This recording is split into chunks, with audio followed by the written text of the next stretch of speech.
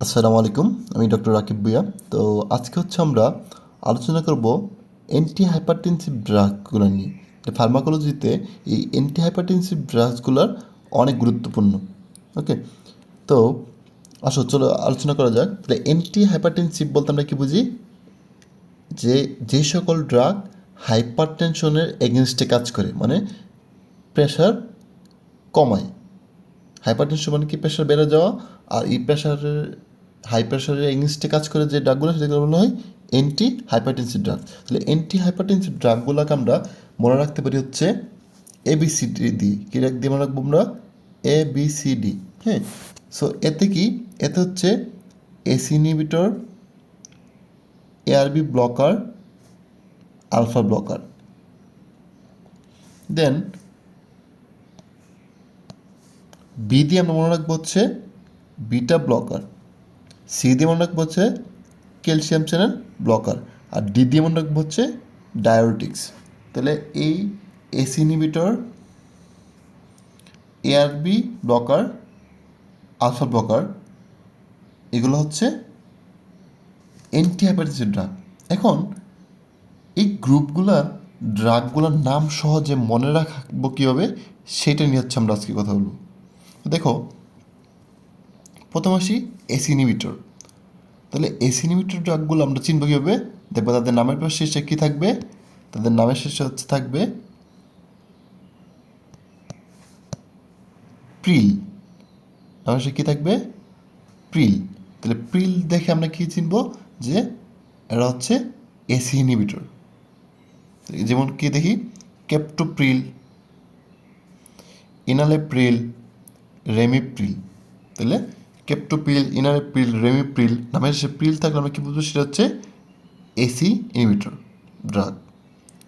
তারপর আসি angiotensin receptor blocker বা ARB।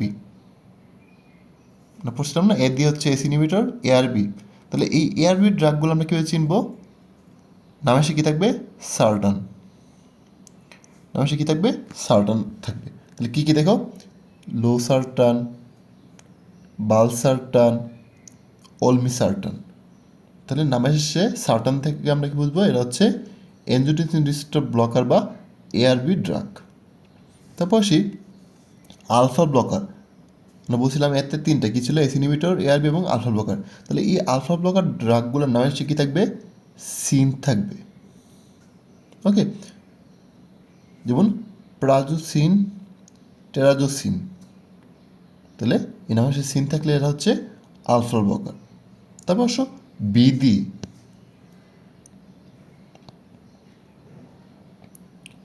বিডি বিডি কী ছিল?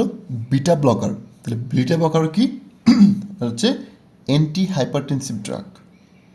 তাহলে বিটা ব্লকারগুলো আমরা কীভাবে চিনব? তাদের নামের সাথে কী থাকবে? লোল থাকবে। যেমন এটেলল, বিসোপ্রোলল, মেটোপ্রোলল, লেবেটালল। তাহলে এরা হচ্ছে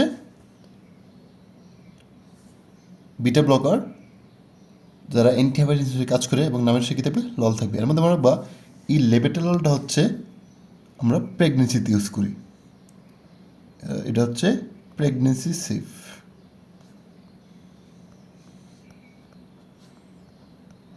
এই জন্য দেখবা যখন কোনো প্রেগনেন্ট মহিলা হসপিটালে তোমার হচ্ছে নিয়ে আসে, হাইপারটেনশন নিয়ে আসে, তখন আমরা দেখবে তাকে আমরা কী দিই?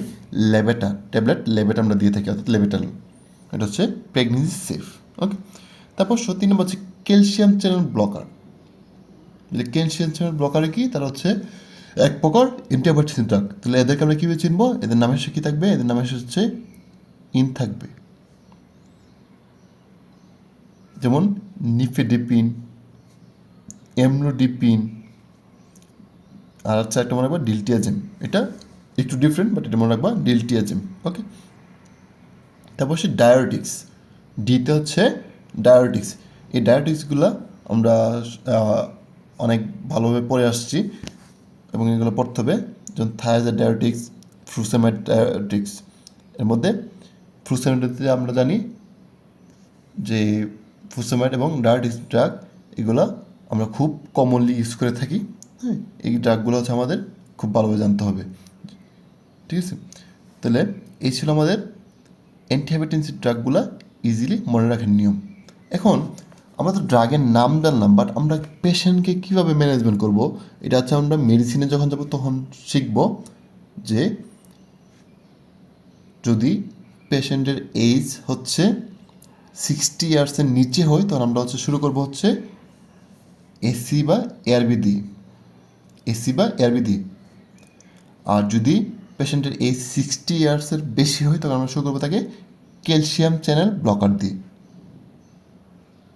ওকে, দেন যদি কন্ট্রোল না হয় তাহলে হচ্ছে দুইটার কম্বিনেশন, অর্থাৎ এসি ইনহিবিটর বা ARB plus calcium channel blocker.